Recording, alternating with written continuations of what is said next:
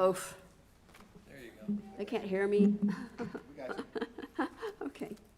It's Thursday, March 5th, 2026. Meeting is starting at 6:02 p.m. The time is now 6:02 p.m. I will ask that you please silence your cell phones, and council members, Troy Smith will give the invocation, and then we'll conduct the Pledge of Allegiance.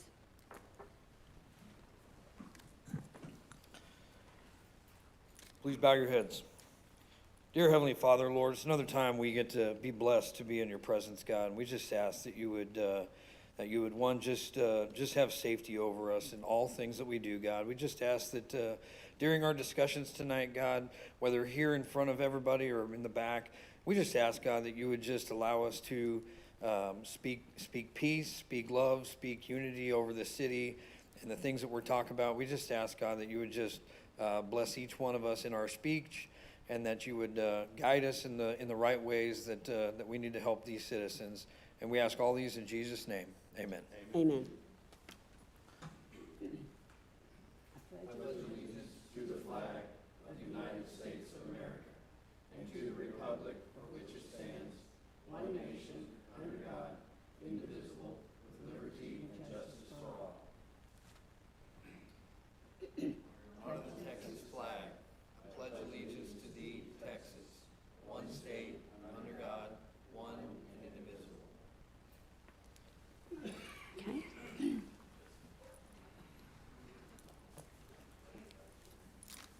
Okay, on mayor's announcements, on March the 7th at 10 a.m., there will be a low-cost vaccine and registration clinic for pets here at the Keene Community Center. So let your friends and neighbors know. And then now we have one yellow card for public comments.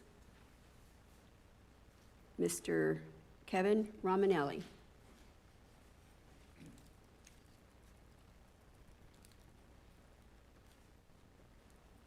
My name's Kevin Romanelli. I live in Gleason Ave in Cleburne, but I've been following Keene from when I lived here, when I was in Georgia, and now I'm back. You need to come up with some kind of dress code. Your YouTube camera is here, and you've got one back here. And when people's shorts are hanging down this far, what camera's picking it up? It scared my daughter. She come out to the bedroom, saw the TV and goes, "What is that?" Yeah, something needs to be addressed. If y'all can come up with something, I appreciate it. Thank you. Well, thank you. Thank you for the comments. Okay, does anyone else have anything they would like to say that didn't put in a yellow card? Okay. All right, we're going to go to reports. The city manager comments. Yes, good evening, council, citizens here and at home watching. Just a few things. There's more than this list, but we'd be here a long time if we went over everything that our directors are doing, as you all got to hear. I want to just thank our leadership team and, of course, council for taking time to come out to, the first leadership training. I'm hoping this will become an annual tradition that continues to grow, incorporating, our board members and everybody down the road. The city has a long history of earmarking money in the budget for training, but never using it. And I think a large part of that is because just the constant instability and turnover. And so hopefully, I just really want to thank you. I thought it was very productive. And again, you're the ones that are the face of the community, and the community comes to you. So I think it's important that you are able to speak to what we are doing for the city. So thank you very much. It was a lot of fun. You guys will notice there's a big pile of dirt here that gets big and then gets torn down and gets big on ball field 1. Large part, thank you, Don Martin, for doing that kind of here and there. He kind of digs the hole, and then Public Works hauls off the dirt. So this is in preparation. Again, one of the things we want to do besides make our parks nice and everything is actually bring programs to this community. At some point, I'd love to see an actual community program, but for right now, we're partnering with Joshua Athletic Association So they're actually going to be investing in our fields to get them to not just, play status, but actual professional status for games and leagues and providing bases and all those things. So, but that, that field one, a little scary. The stuff that was underneath the dirt, rebar and those types of things. So, been digging that down. That will also enable us to put the French drains in that we've been talking about to tie into that drainage system, that we've already put in place. So that's actually moving along, I would say, faster than I was planning. So a big thank you to the partner, and again, they're opening it to our students. I was hoping to have a report on how many of our citizens, the children from our community, signed up, but I haven't received that report yet, so that will be forthcoming. And then just kind of the audit update, as we talked about at training. We are running into more and more bumps because trial balances hadn't been done in 4 years. There's a lot of things that have not been done that is taking longer. It's making it harder for this audit to go smooth. Big shout out to the finance department for continuing just to power through this because it is very frustrating. And so, I don't think we're going to finish both by the end of March. I think it's going to trickle into April, but I am appreciative of the new set of eyes that are actually looking so that when we do get a report on how we can better tighten down our process and procedures, once this is done, it will go smoother moving forward, but right now it is a little bit difficult. And then just lastly, I wanted to thank the community and you for coming out to support Lisa Parrish's recognition party.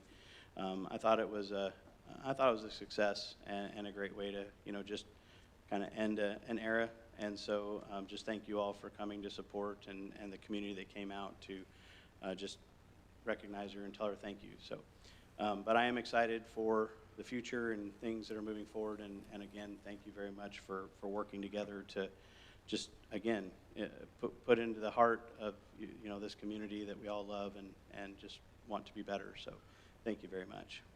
Well, thank you. Are there any other questions? Go ahead. You good? I have a comment I'd like to make on the training that we did. First of all, I want you to know that this training was amazing. So I think all of us can say we learned a lot about each other in that training. I mean, we had a great time. I did. So I had a great time. We learned a lot about each department, which is key, because I feel like the more we can connect with the departments in this city, the better we're going to be able to make good decisions for this city going forward. And to know that there is a lot of things in the works for this town for the good is really exciting. So I just wanted to. The comment is, I just wanted to give a big shout out to our city manager for putting that together, getting the directors together to feed us information. I don't think he understands how valuable it is for us to be soaking this information in as well as we could in the short time that we did. And so I just really want to just appreciate our city manager for putting all that together. So thank you.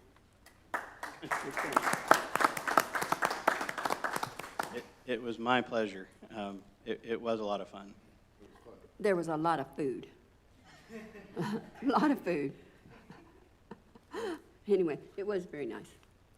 And I'd like to give a shout out to Carrie as well, because behind the scenes, she did an awful lot of work in preparation, and maybe there's others on your team, I don't know. Yeah. Okay, There Kevin? was. Yes, thank you for what you did. It all came off very smoothly. And I have a question on the audit. Did we switch auditors? Yeah, the easy thing was going to be just to continue with the one that we used for the last 5 years. And remember, there was kind of some pushback on it, but best practices dictates that we switch after 5 years. And again, there was a lot of things that they were doing. And again, they did a good job for our city. The problem is I don't think they dug as deep as I would have liked. And so I'm thankful for the people that we have. It's catch-22. I'm thankful, but at the same time, it's digging up more and more things that just, again, that need to be addressed. And again, I'm very thankful to our finance department for just continuing to, and again, you also remember, we also have the IRS audit going on too. And so every time we think we have that thing buttoned up, they're asking for something else. So really, we have 4 audits going on at the same time right now. Again, all very necessary. And once this is squared away, I will feel much better. Here's the thing, I have no concerns. It's just, what is the reality? I'm not worried about coming out of this audit and going, oh my goodness, the sky is falling. It's not. But we need to know where our financial status is and how much money we really have, so that we know what we can get done. So. Thank you. Question. Jonathan, would any of this, all the different people that were coming and going at the time that things were started and didn't get finished and things like that, that could have attributed to this? This is all trickle-down effect. Like I said, 35 directors in 5 years. You have that much change, that means you're putting burden upon other people that it's not necessarily their job or what they're good at. And so it's just part of it. The simple answer is yes. Okay. So because Thank you. yes, Charles was here for 5 years, but he also had revolving door and people, and Right. And about the time you get somebody trained and they move on. So That's for sure. Well, we got to do something to try to keep our good employees. We have a really good staff right now. I am so proud of everybody. Okay, any other questions of Mr. Seitz? Okay. Public hearing items, there's no public hearing scheduled for this meeting, so we're going to go on to the consent agenda. All items listed below have been previously discussed, require no deliberation or any routine by the City Council, and may be enacted with one motion. Have Holly read these items. Do we need to? Okay, item A is consider approval of the minutes of the regular Keene City Council meeting held on February 5th, 2026. Consider approval of the Memorandum of Understanding, MOU, between the Keene Police Department and the Keene ISD Police Department for the 2025-2026 school year. Consider approval of ordinance number 2026-691, updating the masonry requirements listed in ordinance number 2023-665, as approved at the January 15th, 2026 meeting. Consider receipt and acceptance of the Keene Police Department's 2025 racial profiling report. Consider approval of a resolution authorizing continued participation in the Steering Committee of Cities Served by Atmos, and consider approval of a resolution authorizing continued participation with the Steering Committee of Cities Served by Encore. Okay, council, will there be any discussion on any of these? Council, I need to remove item A for discussion for a correction. A. Well, I move that council approve the consent agenda as presented, with the exception of item A. Second. Second. Okay, all those in favor? Okay, Okay, Council, if you look on page 2 of the meeting minutes, the ones that I had put in the packet did not complete the write-up on the financial report, and so I wrote the last sentence. I needed to add to it the water and sewer fund, and I did give you a copy of the updated minutes there. Water and sewer fund revenue increased by 30% compared to last year, due largely to the Public Works Department's hard work replacing faulty meters. So that sentence was left out in the packet version, and I would like to add that to the approved version. So the updated is in red on this other one. Okay. updated in red. Mhm. I make a motion, we accept item A of the consent agenda with the Second. addition. Second. Okay, all those in favor? Okay.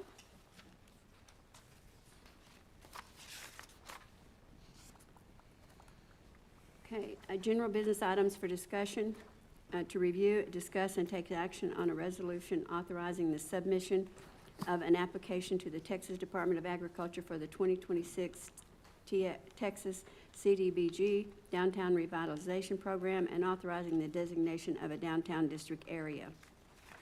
Council, is there any discussion on this item? we do have Kristen here with MPI. She's going to be kind of Okay. presenting kind of what we're recommending that we designate as downtown so that we can officially submit this grant application for next month, right? Okay, Kristen, thank you. Mayor, council, city staff, my name is Kristen Boswell of Public Management. We were procured as the grant administrator for the downtown revitalization application. So just to kind of give you guys just a general information, this is the downtown revitalization program is an annual application, and TDA has broken it up into two phases. So phase one is what we're in right now, and that's where we kind of put our name in the hat, put Keene's name in the hat to get a grant for a downtown revitalization application grant. So this is a $1 million grant, and it does require a $50,000 match. And it is for enhancements in what is considered the downtown area, and we'll kind of discuss that in a second. But just kind of wanted to give you an overall view of this. So like I said, we're in phase one. If the city scores well, which we're predicting that the city would score well on this application, they would be invited back to a phase two, which is where you would actually develop a project that meets TDA's or Texas Department of Agriculture standards. And then you would submit that, and then and you would be funded for $1 million with a $50,000 match. So that's just a kind of general information about the program. But what I'm here today about is the resolution that we need to pass during this phase one. And basically what that is stating, and it should be provided in your packet, but what that is stating is that the city is authorizing the submission of this phase one application, and that they are committing to $50,000 in local match. And then also, the second part of that is the downtown designation. So the city of Keene, as of right now, does not have a downtown district. They don't have a downtown designation. So we've talked with city staff, and we've also been in contact with the Texas Department of Agriculture just to kind of get an idea of what can we do to designate a downtown area. And the map that is provided in your packet is kind of what we came up with. So it starts north of City Hall and stretches all the way down to 4th Street and kind of encompasses that area along the way, which kind of has your historic area, which might have been considered the general commerce, but also encompasses the northern part. And the reason for this, and after talking with TDA, the reason for this is we have to make sure that any finalized grant is going to increase pedestrian economic activity. And so we kind of want to have more room for potential projects. So encompassing the northern part is going to allow us to actually possibly do park improvements because of the Keene's LMI, we can actually do park improvements. We can do street improvements, obviously not on a TxDOT road, but we can do street improvements, sidewalk improvements, lighting. There's a pretty good list of things that we could do. But the reason that we kind of encompass the northern part and the southern part is it gives us a broader range of what we can do if the city of Keene is invited to a phase two application. So that just kind of gives some information on why this was chosen as the downtown district. And also it makes it easier for the future development if we were able to like pull that further south as the city develops. So that is kind of where we are in this application process. So I'm open to any questions that you might have. Kristen, may I ask you a question, please? The top part of this map here that you have here, some of that's a Cleburne mailing address, correct? So the red line is going to be your city limits. So that red line on the map is the city limits. It's very possible that there could be a Cleburne mailing address. I know a lot of times it's based on where your closest post office is. But I mean, we can confirm that for sure. Well, our city hall here is 76031, which is Keene is 76059. Right. And I would like to see our city hall be in Keene. That doesn't, the important thing is if it's in the city limits. A lot of people think cities have control over that zip code, and we don't. It's based on 911 and postal routes. And again, you know, I know Phil Jackson really wants to see that happen, and I think everyone in Keene loves to see Everybody that does. happen. The problem is you're going up against the postal, not just the postal USPS, but you're also going against USPS unions. And so anytime you're entering into people's livelihoods, so again, it's something that can be attempted, but it's like I told Mr. Jackson, you only get one shot, and after that, you can't try again for 10 years. And so the zip codes have nothing to do with city limits per se. It's just postal routes on who services which building or location serves that part of the city. So Cleburne doesn't get any of the No. tax dollars off of No. any of that? No, It's still in Keene? it's still in Keene. It's Okay. inside the city limits. So- Just so long as they have to give us the money? Yeah, no. So, and just to give you a little background here, moving here in '97, I know where, downtown kind of is. But, I know there's a lot of projects that the park wants to do, the B-board. I know with the development back here, we're going to have to extend streets. And so the nice thing about this, because, PMI? LMI. Yeah, LMI, Because of our yes. LMI, it allows us to put a lot of this money into these projects that were already in the works, which ultimately makes it to where we don't have to spend as much money out of our budget. So that's kind of the reasoning behind designating this as downtown. That's good. Yes. So say we submit this in, I believe it's in April, what's the timeline for the next phase? So the Phase 1 application is due April 3rd, and then if the city is invited back for Phase 2, we will know that in about mid-May is when they send out those invitations. Sometimes it's a little later, just depending on their funding and just TDA's internal processes. But around May to June is when we should know whether or not the city is invited back for the Phase 2. And then that process would start immediately, and then the grant would start the beginning of next year. Okay, thank you. Do we have, I'm looking at the list, and it looks like you can do just about anything except for the ineligible items, which is building improvements or rehab, new construction, or facade improvements. So it seems like it's pretty wide open. Yes. If and when we get approved on Phase 1, the timeline that it takes for us to say, oh, now we got to put something together, now we got to so who makes that decision? Is that going to be you guys? Are you bringing that to us? What does that do? Well, we've already kind of started having those initial conversations, because again, when you have development back here, you have a narrow road with all these people. We need to make better access points onto 2280, as well as, do some widening back here, ultimately, you guys are council, you get to decide, but we are going to be coming with you for recommendations. Another case in point is the B-board wants to see a skate park, right? And to really do it right and do what's needed is about $500,000.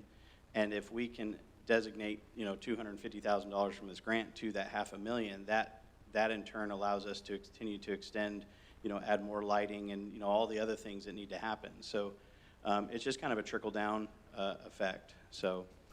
And that's kind of where we kind of help to facilitate those conversations too. There's also public hearing that's required during the Phase 2 process, where we get community input on what they would like to see. So it's this Phase 1, we're very happy that they broke it up, because right now we can kind of put the name in the hat, see if they're going to invite the city back, and then really from there really get going on developing a solid project. So all that it's costing the city of Keene is $50,000. Correct. Which is pretty sweet. Yeah, it's real sweet. Yeah. This is the second round that they've increased it to $1 million. So it's a really great opportunity for that. And they actually made the recommendation to extend it down. So again, if community comes back, because our city's going to go through growth, and there's going to be areas that grow more and change. And my big question was, well, what if in 5 years this is no longer downtown and now it's somewhere else? This isn't something that is set in concrete for the next 50 years that we can't move. We can move and adjust. This just allows us to allocate these dollars to the areas that I would say the biggest cost projects are right now, that helps us, so that it's not just taxpayer money or sales tax revenue that's doing this. It's also helping, the government's helping fund this. So if Phase 2 is May, June, something like that, how soon will they determine, okay, you get the money? It doesn't start, the money doesn't get here until January, but when will we get the yes or no? So basically, if you were invited back for phase two, you're not 100% guaranteed, but it's almost like a guarantee because they're saying you score well in these parameters. Now, if you can come up with a project that fits the TDA's requirements and it's, you know, can find something to do in your designated area, you're in a sense gonna receive the funding. I see. The only reason that you wouldn't get that funding if you're invited back is if you're not hitting the milestones of doing the public hearing, or you're not going and, you know, procuring an engineer and doing all the steps to get there. So it's really, the only reason you'd lose it is if you let the ball fall. And that's why we're here to help facilitate everything. Gotcha. I got another quick question. So if we get $1 million, we can do a project that's more than that. We just need to pay the rest of what's there, correct? Essentially. When we go to phase two, are we giving soft numbers, or we have to go out for hard numbers for bid and disclose that information in that Right. phase two? What does that look like? So if we're invited back, that's when we would start procurement for an engineer. And so the engineer is gonna be the one that would do the OPC. And so they're gonna not necessarily get hard bids or anything like that, but they're gonna give an estimate of cost. Okay. And like you said, we can go above, but we kind of want to find a project that fits close to the budget, just because if we end up having an OPC that's way above that, the city would then have to commit those additional dollars, and at that point, they would be kind of stuck into a percentage base. So then if something happened and bids came back lower, it would actually end up being to the city's detriment, because they would end up losing a little bit of funds. So we really try to work with the engineer to get an OPC that's consistent with the project budget. So what is the time frame on this? So the timeframe so phase one, applications are due April 3rd, and then phase two opens May, and they're usually due around August, somewhere in the fall. We don't know hard deadlines until they open up the next phase. And then after that, awards are made, and then the actual grant start date would be February 1st of '27, and then that starts like a 2-year period. And that's why, in order for us to move forward, you have to be okay with designating this as our downtown. Otherwise, it's None of this dead in the water. Yeah.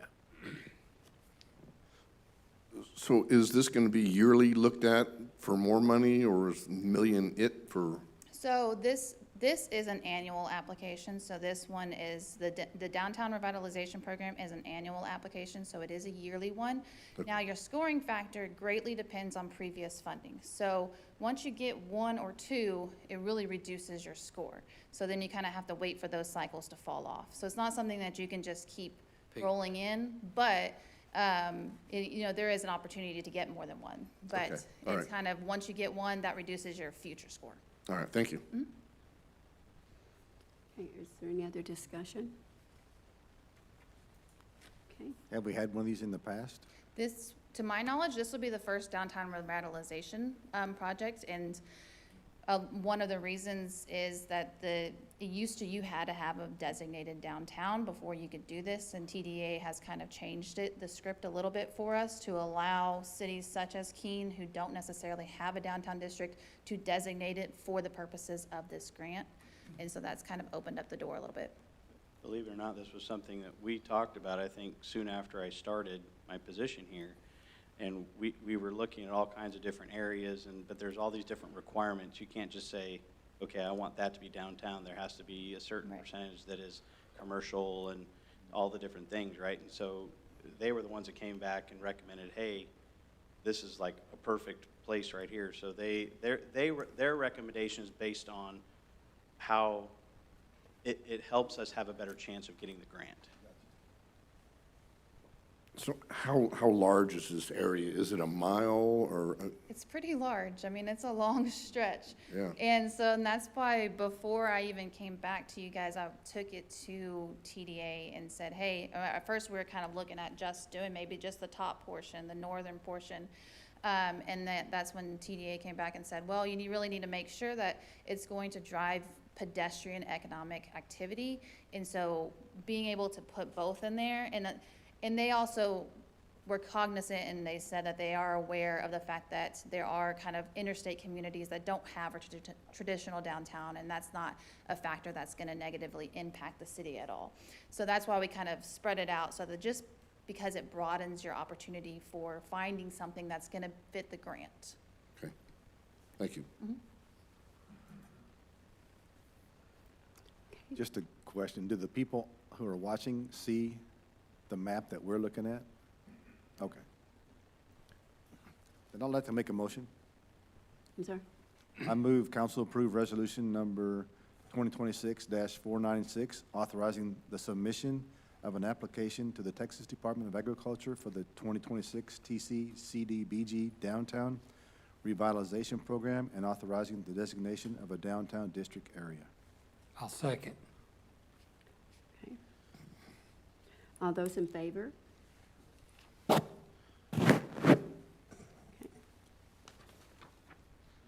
you very much. Thank you guys so Yes, much for thank having me. you. All right. Appreciate it, thank you. Thank you.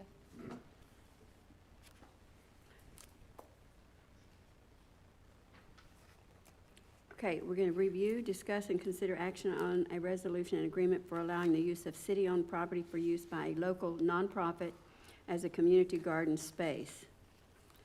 Council, is there any discussion on this?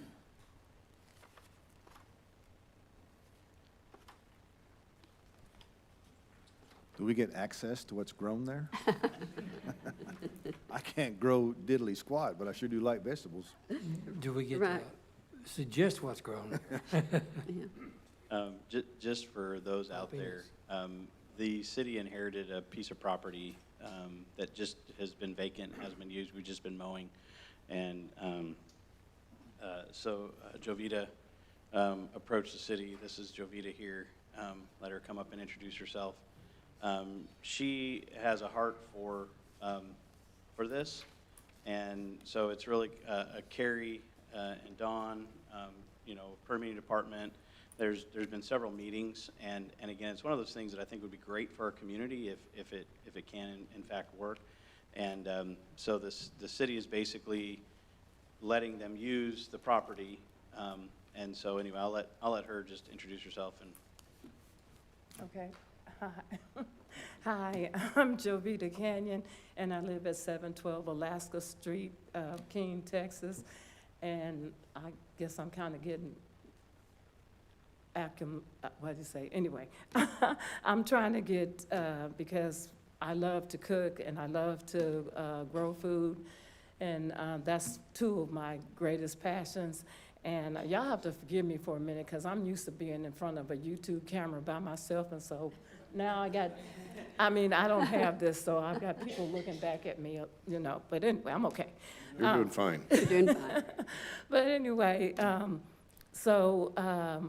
I did come with, and I met Jonathan coming down my street one day, and I kind of told him, well, I don't think you really got to see what I was doing, because even what I have now took me over a year to do. I already had pots and stuff. I'm doing a container garden, because I know where I'm living right now was not going to be my forever home. And so when I get ready to move, I put stuff in pots. And so that's basically what I have right now. And we also have a garden out in Lillian, which is still Johnson County, Burleson. So we have a 15-bed raised garden on a friend of ours, 6 acres of land. So I started out in Kennedale and giving away food to people there. And by, I guess, an act of God, I wound up here, because I was kind of raised Seventh-day Adventist. And so to be, so it's just all kind of coming together a little bit, So it's like I'm here. So I'm doing what I like to do. And like they say, bloom where you are. So I started off with pots.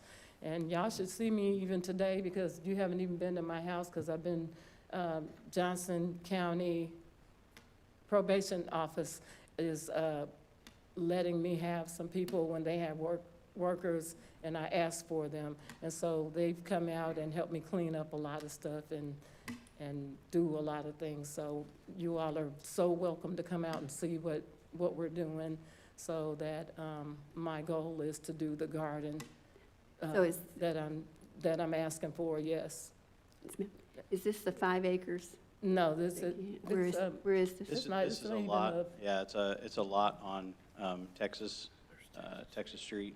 yeah, and it happens to be around the corner from where I live, so that, you know, it was just. Yeah, okay. That would be good. Well, it sounds like it's going to be an awesome thing. I love fresh fruits and vegetables, too. I love to cook, too. I have to get together and cook sometime. But, yeah, so are these all going to be above-ground type planters? Yes, so, well, the only thing that probably will be altered, because we're gonna be putting boxes there, and we probably have to put mulch down, and so the mulch is gonna disintegrate back into the ground, basically, and, yeah, and even the boards, we're hoping to do, we're hoping to do different kind of raised bed, because our goal is to show people how to survive. And it looks, from the looks of things, we need to all get back into gardening again, and even if it's just on your patio, or, you know, we show people different things. Right now, I have microgreens growing in my little bitty house, and so, you know, it's just, and it's fun. And gardening also too, it takes your mind off a lot of things, and it's relaxing, and exercise, and so it's for everybody, the kids, and, you know, especially them too, because they need to learn what we've been doing all along, so they can get in there and get their hands dirty. And most of the kids that I've met, they're like, as soon as I tell them about growing something, they're excited too.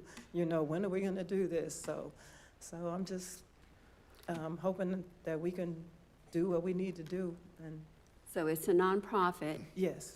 You're not going to be selling anything to where people can buy your Only vegetables and thing stuff like that we that? probably do, because I've done a cookbook, which the money is gonna go to the garden.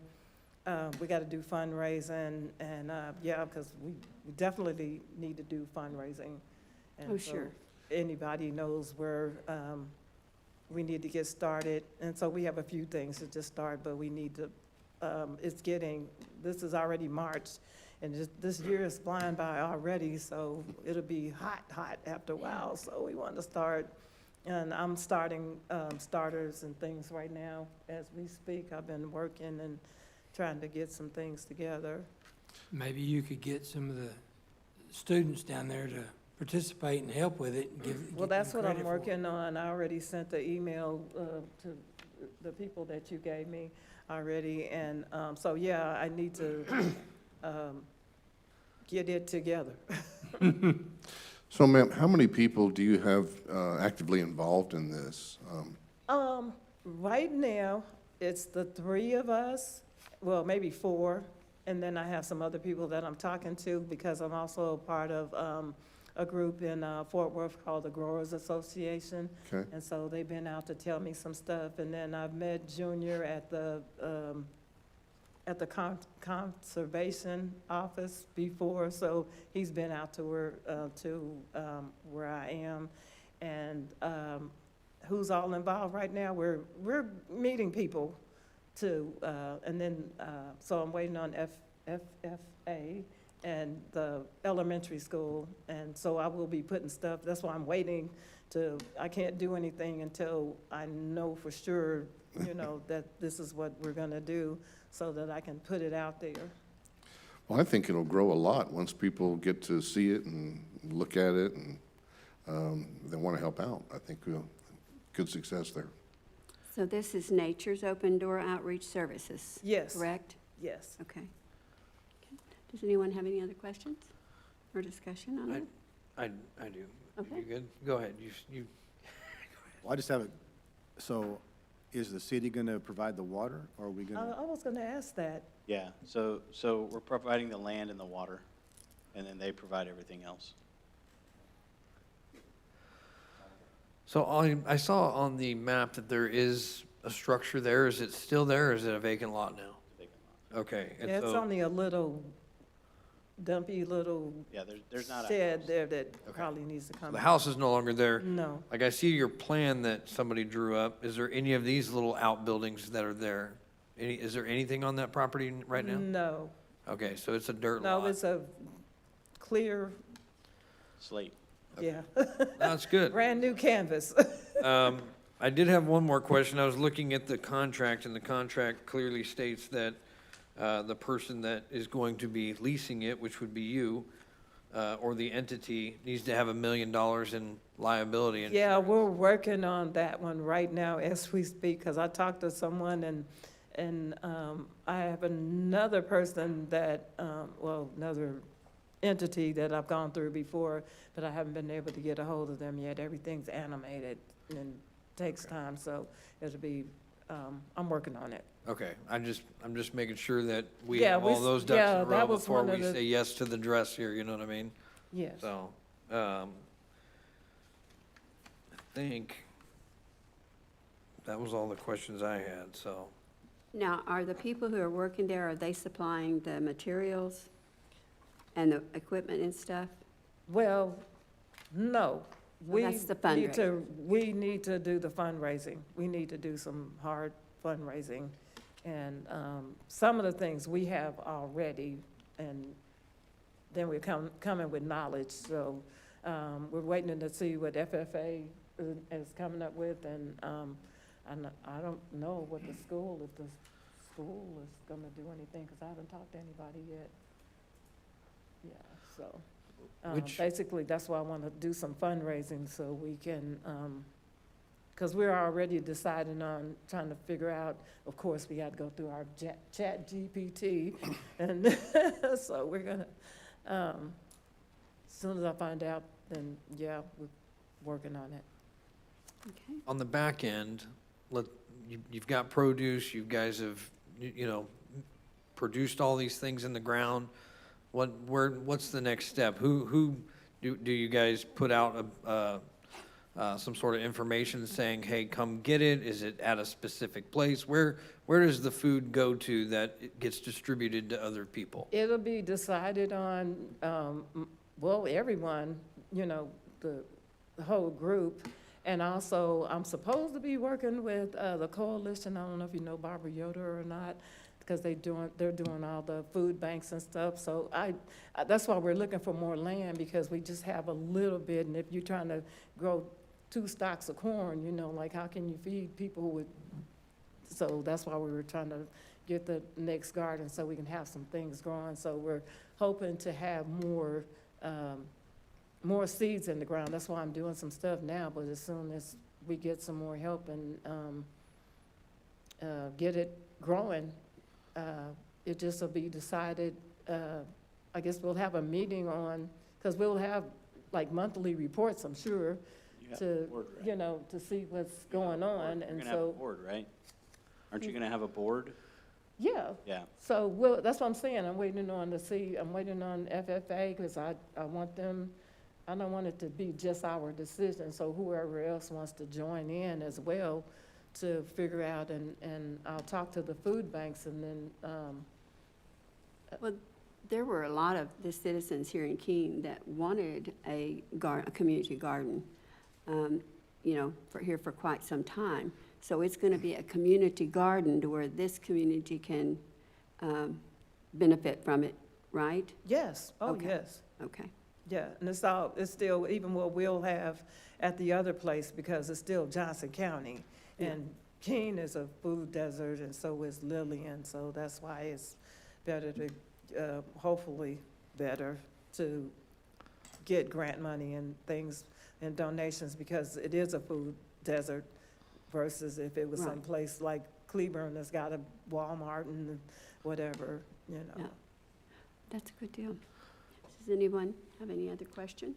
I'm gonna throw this out there for you, and I love the concept. I love everything you're trying to do, and I'm just being super honest with you. I'd like to see a plan, a formulated plan in place of how this is gonna go. So it's almost like, I feel like you kind of came here too early. I would have liked to have seen the board already knowing where and how they're gonna distribute these things. So that way, we as a council, when we give something like this away, for a specific amount of time, we know that it's gonna be started right now, used right now, and helping people in the fall, summer, however the vegetables and, fruits go, right? But, so that's, I'm just saying, I feel like I don't want to say yes to this yet, only because I don't feel like I'm getting all the information, if that's, What kind of, I mean, because of where the food will be going? Because one of our main goals is to start this garden from scratch, is to show other people, because a lot of people, I'm listening to a lot of people that I'm talking to, they want to start gardens, they don't know where to start, and that's the main reason of starting this one, so we can give away the food afterwards, because there will be other people that will be on board, and they want to have hands-on to see how to grow food themselves. And also, we'll be doing some other things like canning, like after you get the food, what do you do with it and stuff. So we'll be having some classes as well. And we do have a plan for that. So you'll have some classes on canning and producing products? Yes, and storing and what to do after. We'll be showing people how to get out there, put their seeds down. And like I said, the kids, they really love it, because, okay, we got a pot, and, what do you do with this after you get it, And in most cases, because I know even in my own family, my grandson brought home a bean plant from school, and my daughter was texting me, how do you do this? So it's like I'm coaching along the way to get to where we're going. And I'm sure we'll have something growing out there. Yeah. Don, did you have something that you If wanted? I could interject just for a moment. Hi, Hey, how are you? I'm doing fine. Good. Yes, when she first came to us, we explained a lot of that to her, that, and like we mentioned at the beginning, we just have this lot that Public Works goes and mows once a week. It does nothing for us. It's in the middle of this mobile home park, and that's all we do. And she came to us with this idea. I said, well, I got a spot, we can try it. And we explained all these things to her, that, you're gonna have to have your rules, your regulations, and we can supply the land. Jonathan said we can supply the water, which is just to grow the food. And she does know all those things you're saying. It's Yeah, just, 'cause like I said, this is the coming out. beginning. This is, like she just mentioned, the growing season has started already, so we're kind of behind the 8 ball already. So before she goes and wastes more time, and she needs to know, can she do this? If she can, this is kind of like an experiment, so to speak, to get it started and get it going. It's just a small little lot. It's not like there's going to be, a whole grocery store full of stuff. And it's a learning experience. That's why we reached out, Carrie reached out to the Future Farmers of America to try to help too and get them involved. So hopefully that That clarifies it. Thank kind you of for that, helps Don. ease your, I understand your concerns. yeah, I just don't want the city to But there is a be- plan. She spent a lot of time and effort putting together the plan. We've sent it to our attorney. Our attorney looked at it, and It's actually very detailed. And that's awesome. I just and I love the picture that is here. I mean, it outlines everything that you're planning on doing. I think it's great. I was just trying to make sure that I'm asking some questions and you're not giving me wholehearted answers yet. And I'm just and then you're saying, yeah, the season's right now, and I'm like, but if we're gonna give you this, you kind of need to know exactly what you're doing. So yeah, it's kind of like a lease. We're going to let them, it's a lease agreement, even though we're not charging them anything, to let them use it for the community so she can help educate the community for the people that want to learn. And that's what it's about. And it's, it's not going to be like the plan that she gave you this year. It's too late in the season, I believe, Yeah. to get all that stuff It's not done. gonna happen overnight, really. Yeah, they The still need, first part of it, you gotta, just like when you put a seed into the ground, you're gonna go, I got corn growing, I do, I got corn growing at my house right now. And I'm more excited than anybody could ever be in this room, because I got some growing in bottles, and I got some growing and it's like, when I tell other people, oh, I got corn growing at home right now, and everybody's going, oh, wow, okay. Yeah. She still So needs that's exciting. donations for tools, and she has some of those. She's gonna need some of the sheds to be out there, to have the wood, to build the boxes, the fertilizer, all that. So this is the beginning stage, but before she goes through all that, she needs to know, are you willing to Can do we, that? yeah. Yeah, So we just need to approve her tonight whether she can use the lot or not. right. And I feel maybe she pretty can come good. back next okay, year so with all this those isn't answers. this is gonna be a little bit of a, A learning experience okay, for so everyone. okay.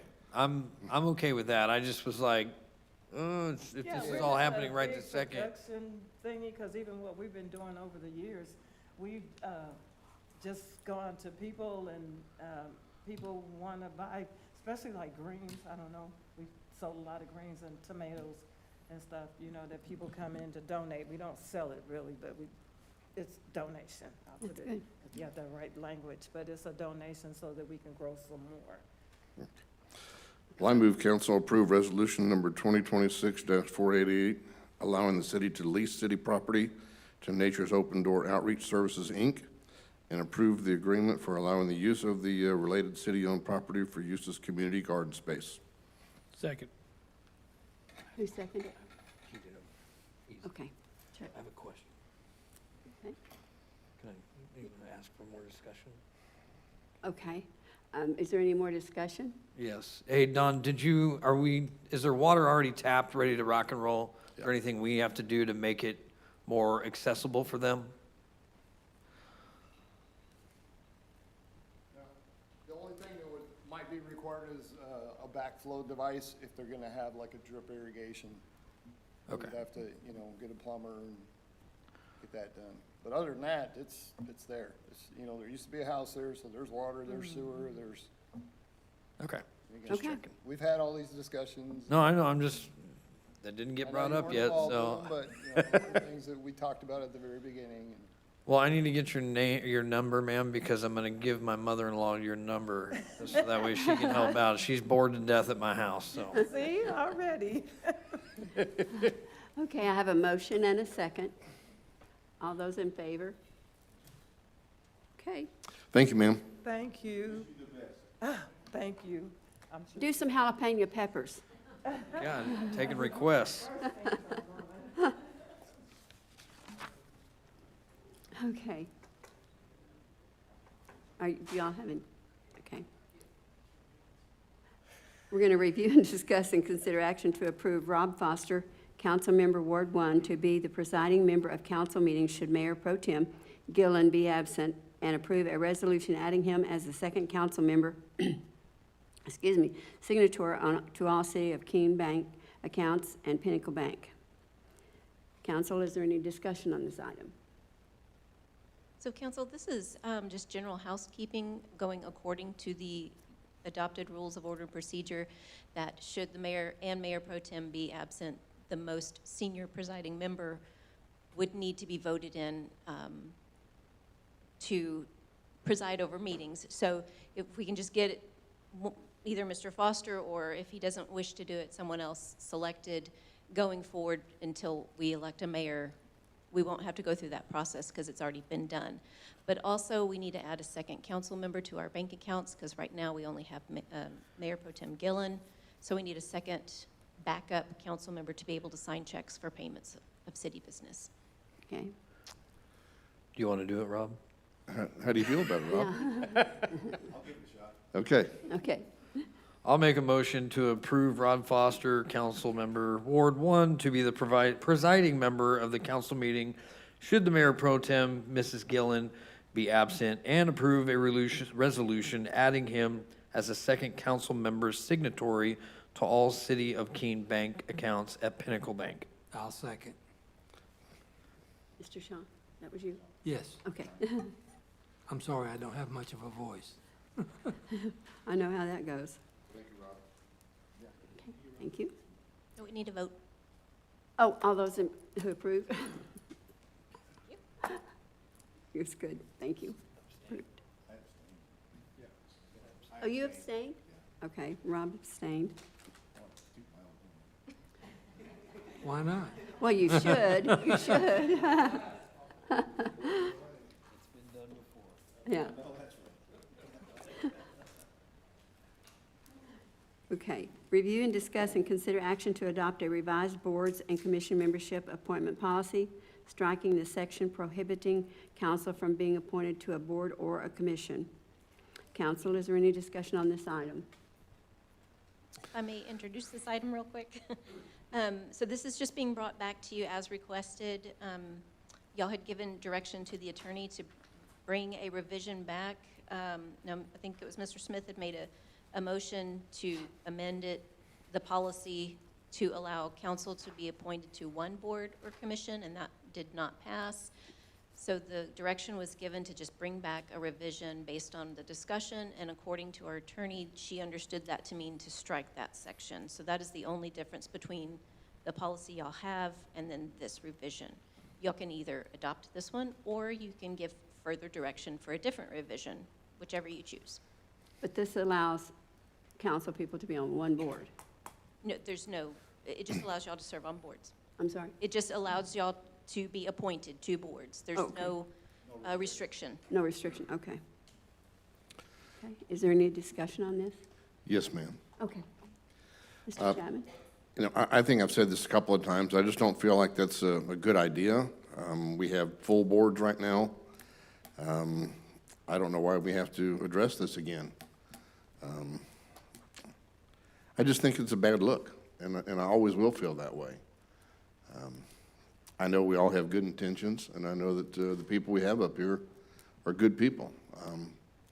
But I just think that's a look we don't need to have. Thank you. I agree with Bob to a point. I just think that we need to worry about what we're doing and leave it open to other citizens. Because I know before back, and I know Jonathan hates this, but back in the day, back when, there used to be several councilmen, and they made up all the boards also. And I know that was kind of frowned upon, but nobody would step up, because they said, why should I step up and offer? Because it's already taken. Council's gonna take care of that. So, that's You kind mean of, that there were actually boards where all of them were council members? there was at least 2 to 3 council members on every board. So no quorums that going? No, Okay. and that's why I was kind of like Bob, I'm kind of against it, one way or the other. I don't think that anybody here would do anything unruly or against ethics, but to me, in my point of view, it's just better if we stay council and let other people fill the board members. Okay, Chuck? So just so you know, it is actually recommended by the state of Texas that council members sit on type A and type B. So it's recommended from our state that it's recommended. Also, I understand your point, Bob. I would like to see it as a reserve if we cannot, and we've had this trouble in the past. Right now, we're in good standing, but we've had trouble in the past where we can't get these boards filled. And if council can at least be an alternate to step in and get these boards filled, at least we have somebody who's willing to serve. Us up here, 6 of us, and 7, hopefully we'll get another person running for mayor. We volunteer, we want to serve. So we're willing. And I get the point, and if there's other people that want to serve as a council member, I'll back off the board and turn into an alternate or off completely. So I get it. Thank you. Okay. You know, I think that a reserve would be in order. I do. I mean, if we're needed, we're needed. If we're not needed, we're not needed, so.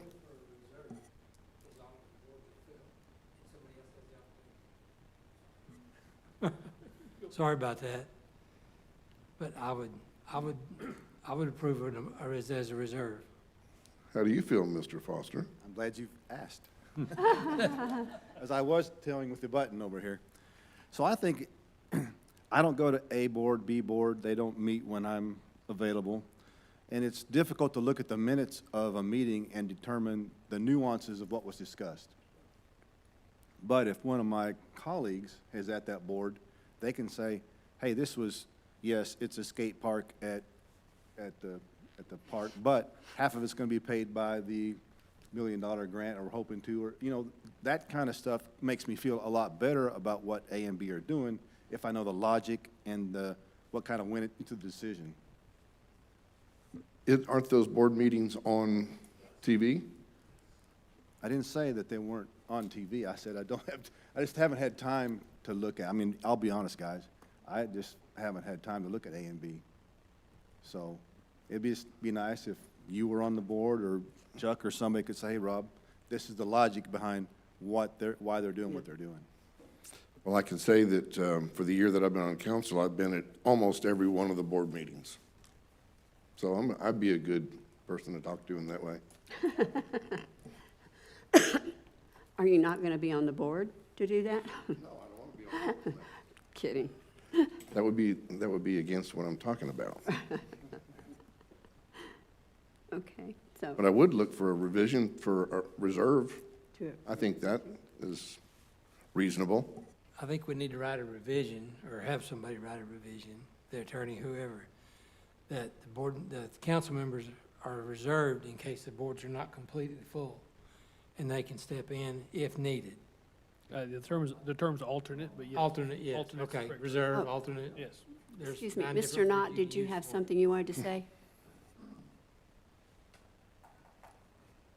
You're having a very good discussion, and I risk interrupting that. But 2 items. One, there's a new feeling in town. There's a new excitement in town, a new excitement about this city council. And I would hate for you to discourage anybody who wants to serve at the level where they should start to work their way up, type A, type B, planning and zoning. And if you're in those seats, then they're not.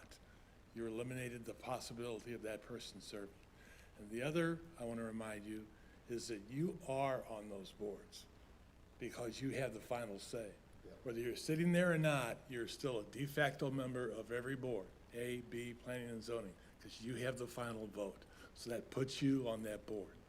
So I would hope that you would choose not to sit on those boards and give the residents a chance to serve. Mr. Knott, how do you feel about the reserve I listing? think that's a good idea. Okay, thank you. Good idea. Huh, Or I'll give you an example. I'm not on the chamber board.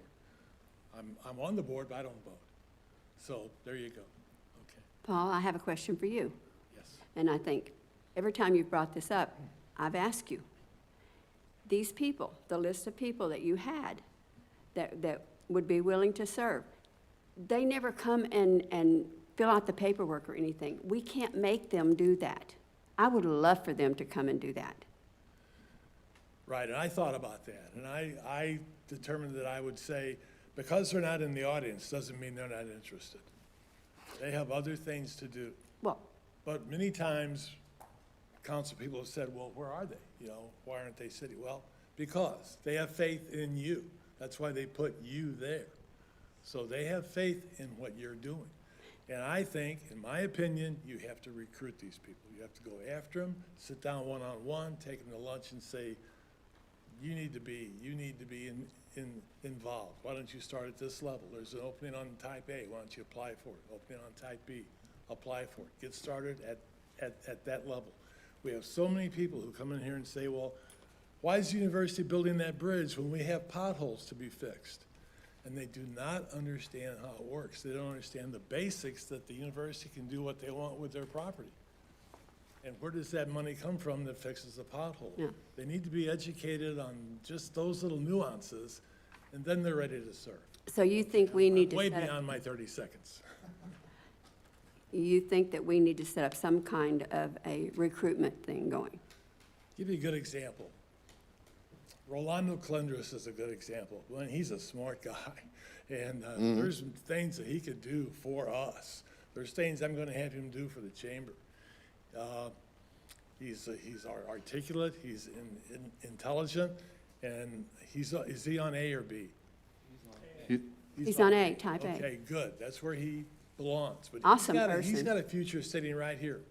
Well, yeah, He's he's a really good man. He's Yes, very intelligent. yes. Has he shown an interest? Well, let's let him serve on B. I mean, he's building a nice resume. Okay. Now, you're okay with one person being on more than one board? Now, just a minute. What do you mean? Okay, he's You're on type A A. and type B? He's Can you on- be on A and B? No. No, I want somebody else there.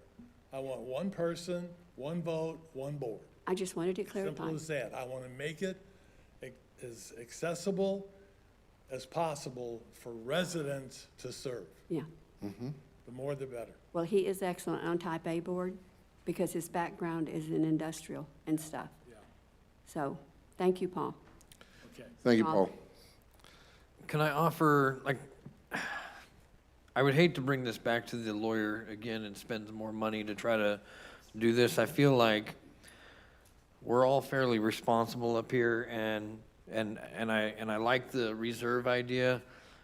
I just don't want to have to spend the money and the time to do this. So if we can be responsible with this, I'd let it pass the way it is. And if we need to be a reserve on a board, then one of us bites the bullet and helps out wherever necessary. I just don't want to have to bring this back again to a lawyer and go through all that. Holly can just rewrite it and write the reserve or alternate. Doesn't the lawyer have to write this up? Can you do that, Holly? Sure. But I will say the attorney will review the wording. gonna have- but, yeah. but I can do the hard work of writing and just say, hey, read this and see what their option is. Either way, the attorney needs to lay eyes on it. Can you tell them they have 4 minutes to look at it after you've finished it? 2.5. But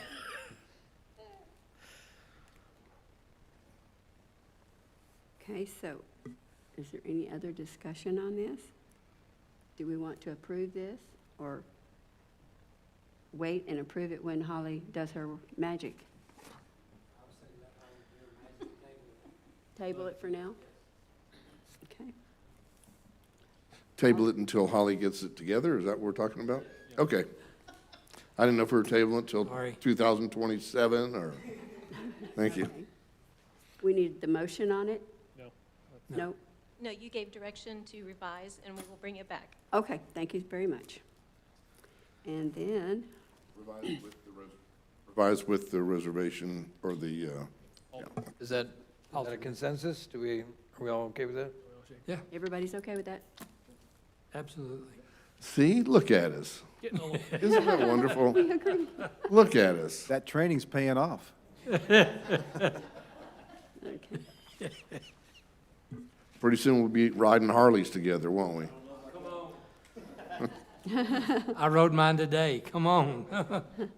Okay, we're going to review, discuss, and approve the first reading of a resolution approving the following EDC Type B project approved by the Keene Community Development Corporation, the purchase and installation of a skate park, the purchase and installation of specific sidewalks in the city, the naming of the pocket park to Luz Aruzo Park, and the purchase and installation of improvements to the park, the purchase and installation of additional secondary outdoor warning sirens, and the purchase and installation of additional lighting at Elisa Carver Park.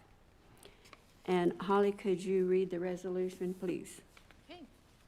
City of Keene, Texas, Resolution Number 2026-495, a resolution of the City of Keene City Council approving and authorizing the following Type B projects. The Keene Community Development Corporation will provide funds for 2 additional outdoor secondary warning sirens, additional lighting to Eliza Carver Park, improvements to the Luz Aruzo Park, the creation of a skate park, and the addition of sidewalk to the city. Whereas the Board of Directors of the KCDC, a Type B Economic Development Corporation, has initially approved the following projects, subject to final approval after conducting a public hearing as required by law. To provide funds for the purchase and installation of a skate park and related amenities in the amount not to exceed $300,000. To provide funds for the purchase and installation of additional sidewalks in the city in the amount not to exceed $200,000. To provide funds for the improvement of the green space to be known as Luz Aruzo Park, to be used as a community space in the amount not to exceed $50,000. To provide funds for the purchase and installation of secondary outdoor warning sirens in the amount not to exceed $100,000, and to provide funds for the purchase and installation of additional lighting to the Eliza Carver Park complex and parking in an amount not to exceed $194,000, hereinafter called the projects. And whereas the Board of Directors of the KCDC found and determined that the projects are permissible projects pursuant to the Development Corporation Act, Chapter 505, and whereas the City Council of the City of Keene also finds and determines that the projects are permissible projects pursuant to the Development Corporation Act, Chapter 505. Now therefore, be it resolved by the City Council of the City of Keene. Section 1, that the findings and premises contained in the preamble above are hereby deemed to be true and correct. Section 2, the public hearings on the undertaking of the projects were held by the KCDC during a meeting of the Board of Directors, and that notice of the public hearings was published as required by law. Section 3, that this resolution will come back to the City Council for final approval on a second reading after the Board of Directors has approved the projects after conducting the public hearing on the projects. Section 4, that the City Council finds and determines that the projects are permissible projects pursuant to the Development Corporation Act, Chapter 505, and the City Council hereby approves and authorizes the projects as described in this resolution. The end. Okay. God bless it. Okay. Is there any discussion on this resolution? Yes, ma'am. I'd like to say a couple of things. You know, I had the pleasure of sitting next to Councilman Smith at one of these meetings when they were talking about it in the board meeting, and he brought up several really good things about it. One of which I felt was the main thing is most cities that we've investigated, they start skateboard parks at about 20,000 residents. Just not sure if the juice is worth the squeeze, I guess. Does that make sense? I know it's a big thing. People want it. I'm just not sold on it. It's a lot of money for what we may see, you know, lawsuits from it. People get hurt. I just don't know. In fact, I'm against it. Any other discussion? I've got a couple questions for both of our police and fire department if they've got a second. You guys have a second to come to the podium?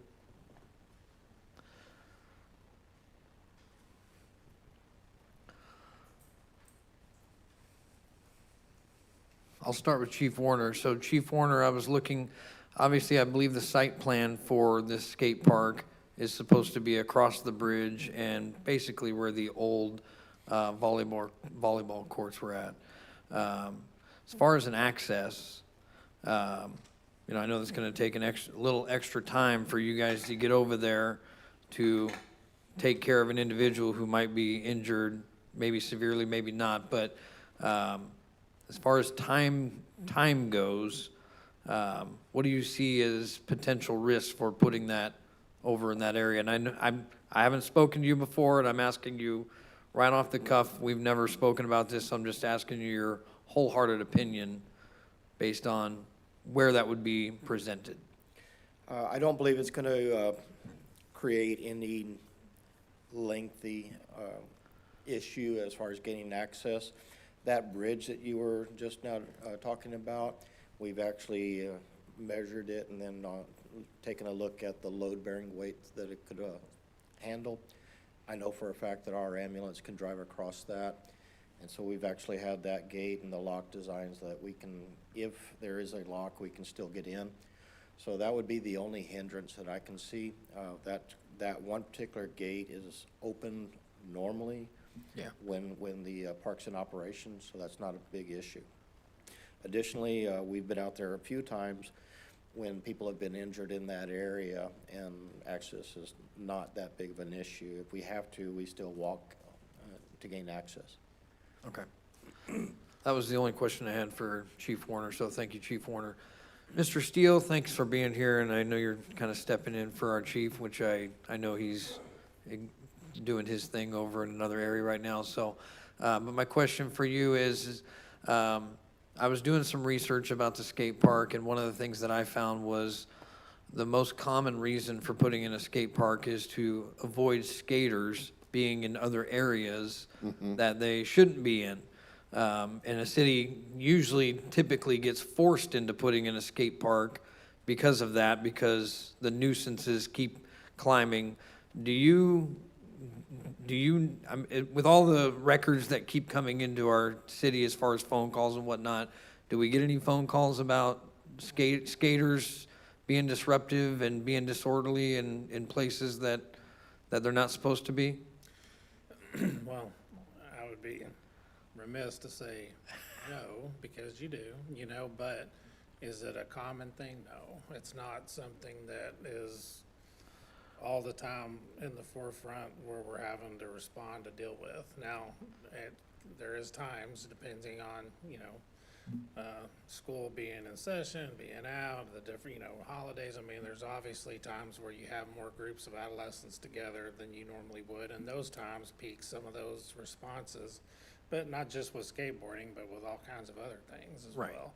So, I guess I'd have to qualify my answer to say it just depends on the situational time, but it's not common. It's not an everyday thing that we're dealing with. So it's more or less, it's just basically it's not the norm. It's just Okay. exception. Carrie has a question.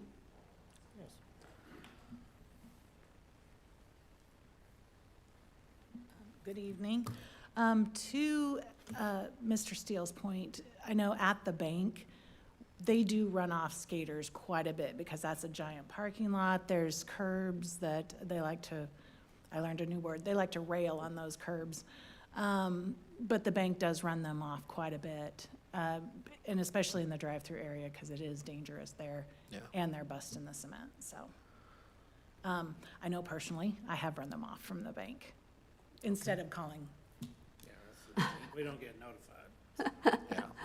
And I should quantify my answer, because I know it's no longer just skateboards, but it's bicycles, it's scooters, motorized or not, so I know there's several different apparatuses you can use in a skate park now. So I should add that to my list. My other concern was that if we do this skate park, I worry about, the fun stuff that comes with it, the hanging, kids hanging out and they're selling things they shouldn't and doing things they shouldn't. So I worry about the safety aspect of what goes on across that bridge and to the left, and the responses that you guys are going to continue to receive in that regard. So is that?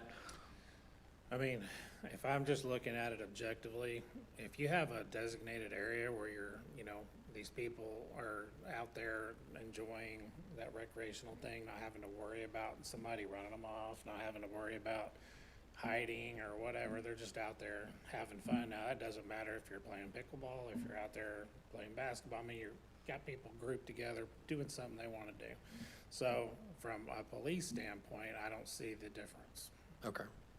All right. Thank you, sir. Yes, sir.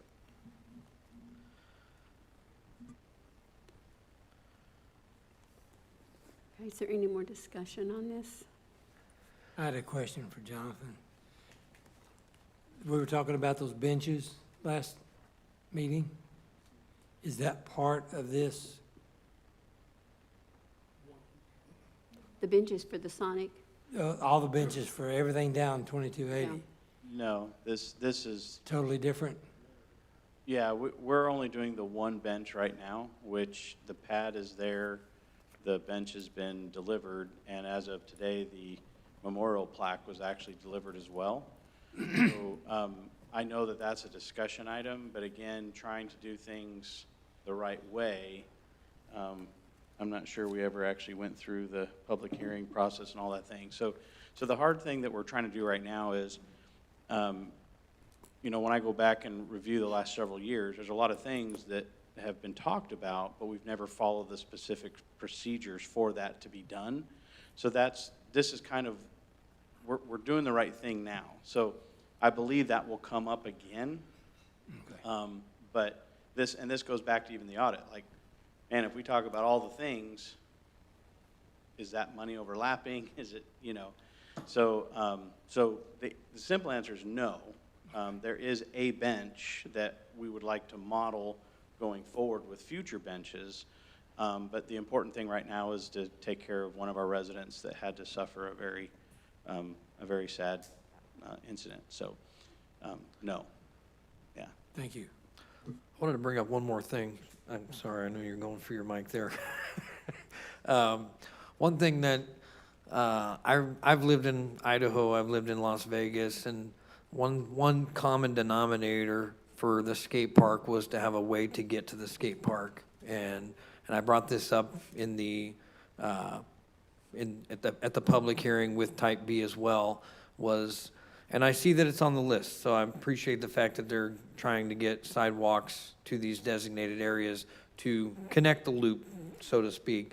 But we haven't connected that loop yet. And so I feel like in order for skaters to get to a skate park, they want to skateboard to the skate park. Nobody wants to ride, or carry a skateboard or a scooter across, or try to ride on some of the city streets we've got to get to the skate park. So I kind of feel as if the priority would need to be the sidewalks more than the actual skate park, if I can say that eloquently. And I would say it's happening simultaneously. So obviously B-Board has earmarked dollars for sidewalks. And I, like you, would like to see our parks connected. And the good news is there's a large chunk of sidewalks that's already in place. Part of the reason for the downtown revitalization grant is, and then of course conversations that, that I'm kind of having with the university is, maybe we can partner. And so it's really bringing all those funds together so that we can try to get it done quicker instead of 50 feet at a time kind of thing. So by incorporating those dollars in different allocations, we can try to make that connect. Because again, we really only have 2 parks, and I'd really like to see those 2 parks connected with sidewalks.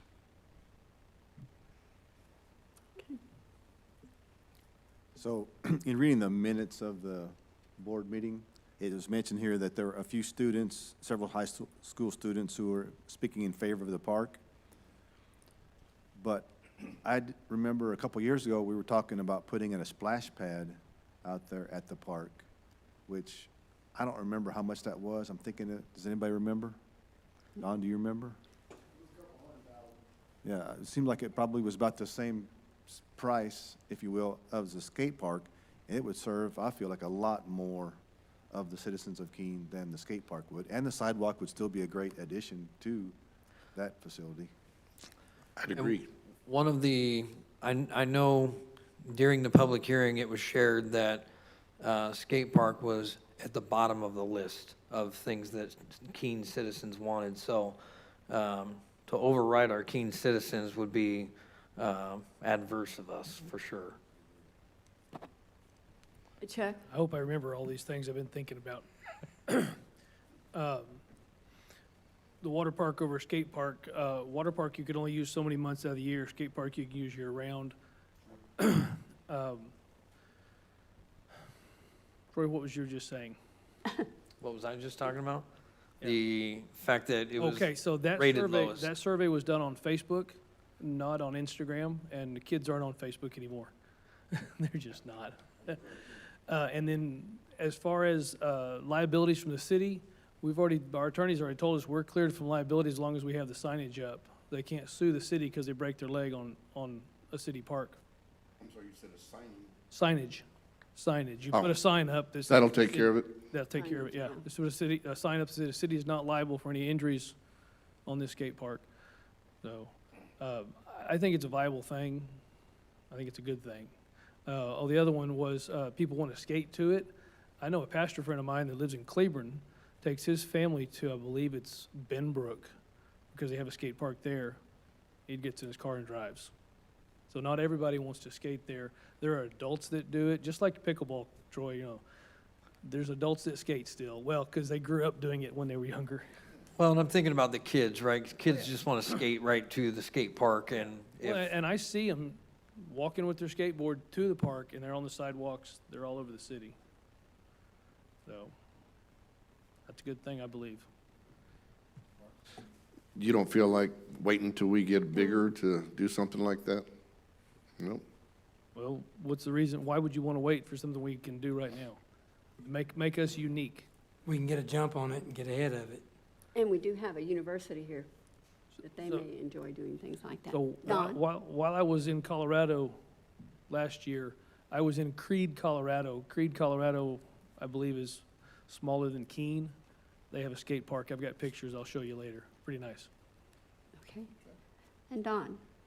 Yes, I just kind of on the reason we kind of shied away from the water park was not only the seasonal thing, it was more of the water thing. It would take a bit of water. My original plan was to keep it small, use a small amount of water and let it go into the creek and just be gone. But then they wanted to go bigger. Well, once you start going bigger, you're talking a lot more water, a lot more treatment. You have to do it just like your water in your house. You have to treat it chemically. It has to be recycled, a lot of maintenance. Whereas the skate park is probably minimal maintenance and upkeep, where with the water park, it would be daily, weekly, monthly, you know, with the water and the contamination and filters and cleaning and things like that, so. So I don't know much about skateboard parks, but do they need maintenance? Do the walls chip due to, It you know, pores? depends, you know, on how it's built. You know, the one I originally looked at and the one I proposed to B-board in the beginning was, you know, start out with a flat concrete pad and then use ramps. They're made out of steel and wood. Those would need some maintenance over time. Well, one of the board members wants to look into going with concrete, you know, like the swimming pools and the half pikes and the whatever you call it, you know? So that would need less maintenance, but it would need some over time, but not like a water park would. And it's like Carrie was saying too, like they rail on the curbs. Well, that's concrete. They're not made to rail, so therefore they do chip. Whereas with these things, you know, they line them with actual steel curbing. Right, and put steel strips on them. Right, okay, You know, that's, So it's there, and again, I was up at Cannon Beach this well, a year ago, I guess, and I did the same thing. It was a small little community. Went over. They had a really nice park, and I'll share with you kind of a fun story. When I was at the city manager training last week, Weatherford had a skate park, and it was an old, not nice, you know, it wasn't nice, didn't have all the latest greatest like this one would have, of course. And it was that place that people went to get their drugs and all those things, and it was a couple that came forward and actually started a community, and they actually raised $800,000 in grants and all those things, and now it's a thriving thing. So I think it comes down to, is it lit? Is it purposeful to serve the people that actually want to do it? Because I'll tell you right now, I was never a skater, but back when I was a dumb young teenager, I didn't need a skate park to find drugs, you know. It's what you look for in the community. And so I think the more things we provide to our community that they're passionate about and they care about, that sends a strong message for our community. I would agree too, you know, and it's like basketball. You know, we got 2 basketball courts. Do we have 300 basketball players in town? They really enjoy that, basketball. I mean, they do, yes. They do. And they get used, but, the thing Mr. Smith was saying was he doesn't think the town's big enough for a skate park. Well, we had 8, 9, 10 kids here just that one day, you know, that were all for it. Right. Don, would you say it's less maintenance than a baseball field? Oh, yeah. Yes. Yes. Thank you for your work on that field, by the way. Yeah, I'm getting there. So size-wise, do we have an approximate size that they're thinking about? It depends on the money. Like I said, the one I did, you know, starting out was gonna be, I think it was gonna be about 60,000 for the concrete and slightly less than 100 for 2 or 3 obstacles to put up. And then, you know, you could add to that as time went by. So it all depends, you know, we still have to go out for bids, we still gotta look at all that. But the first step in this is, Get your we approval. did the public hearings. Now, we're doing the resolutions, we have to do the 2 readings, you know. So it's still gonna have to come back and go, this is what they want, this is how much it's gonna cost, do you guys still wanna do this? B-board will have to approve it, and so will council. So it's not like if you say yes, it's a done deal today. It's just, you're earmarking the money for it. how much money do we have earmarked for it so far? 300,000, is that what I'm understanding? Not to exceed, for the skate park, yes, and Yeah. the 200 for sidewalks, 50 for the pocket park, the Los Arousal Park. Okay. And this is all type B money. Correct, and they have 700 plus thousand, or right at about $700,000 in their account. Yeah. Well, they've done a lot of No, really they- good it things for our shouldn't be. city, so It's supposed it's to, nice. And let me ask you something. Did all the board members vote unanimously for that skateboard park? It's in the minutes. Come She's on. gonna look that up. You had a question, Mr. Foster? Paperwork right in our report. Yeah, what is going to be done for the Luz Arousal Park? That's kind of what Carrie's been working on. We're looking at different things. They kind of gave us direction, you know, here's 50 grand, let's do something. She's looking at, go ahead, I'll let her, I don't want to steal her thunder. She's been working hard. Does it include a labyrinth? It does not include Paul's Labyrinth at this time.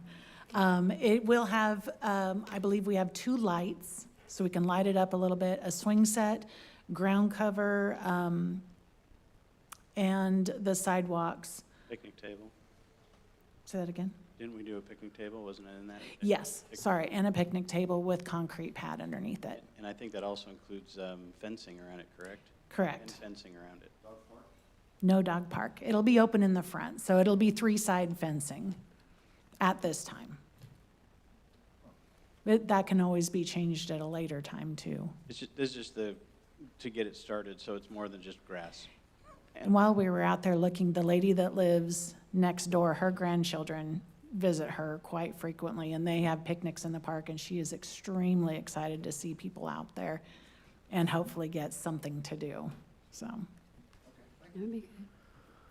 I'm going to ask about the sirens. Did they actually pick spots where they wanted the second siren to go?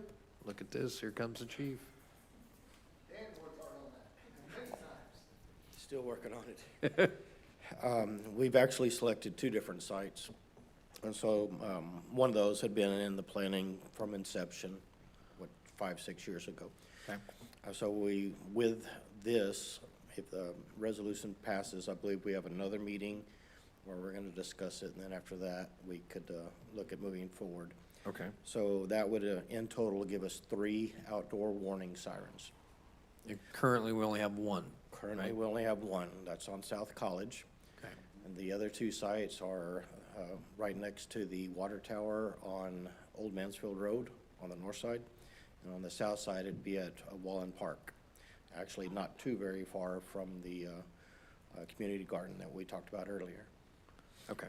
Then the plans are that we could potentially expand going east and west in the future. Okay. I think I was there on that type B meeting where you all discussed that, but for transparency, it's nice that the citizens at home can hear it and understand where it's going to be at, so that's awesome.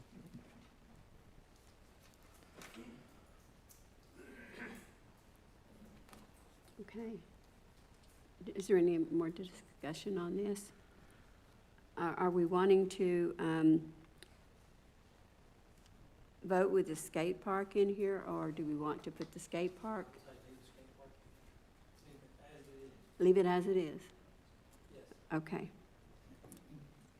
Do we have a motion? I move council approve the first reading of resolution number 2026-495, approving of the Keene EDC Type B Board project expenditures and naming of Luz Arousal Park.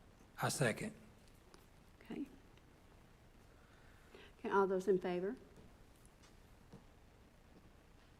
You abstain? Oh, no, I'm saying no.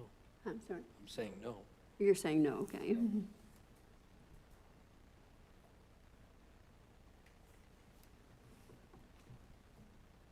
Okay, it's been passed.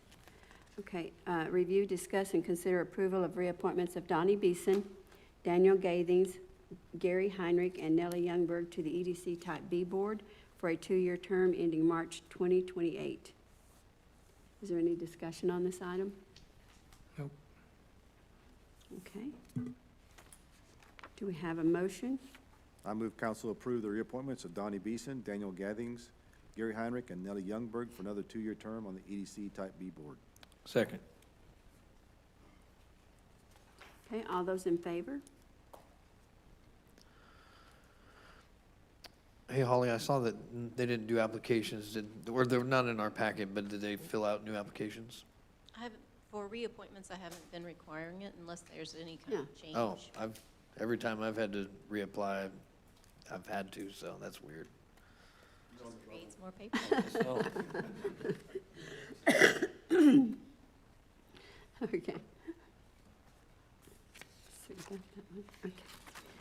Review, discuss, and consider approval of reappointments of Stephanie Flannery, Gilbert Perez, and Carter Schwartz to the Planning and Zoning Commission for a 2-year term ending March 15th, 2028. Council, is there any discussion on this item? I'll move that we reappoint Stephanie Flannery, Gilbert Perez, and Carter Schwartz to the Planning and Zoning Commission for 2 years ending March 15th, 2028. Second? Okay. All those in favor? Okay. Okay, there is no executive session scheduled for the evening, so we will skip the agenda item 10. Are there any requests for future agenda items? I have a question. I don't know if we can answer it or if it's got to go future. There's 5 type A and 7 type B. Is that the correct number? And no vacancies? Okay. Okay. Go ahead. I'd like to follow up on Kevin's suggestion, and we do write a dress code into our rules of procedure. Yeah, I remember Mr. Heinrich was pretty adamant about no hats and things like that, and so I've seen other people wear them, so I'd like to see that be addressed as well, so. Now, is that a dress code for us or everyone in this room? It should be anybody in council. Yeah. Anybody in the chambers? In the chambers? During- We're talking during a meeting? chamber dress codes. During meeting and/or special meetings, whatever the case may be. I like it. Did we have executive session and it got pulled off? No? Okay.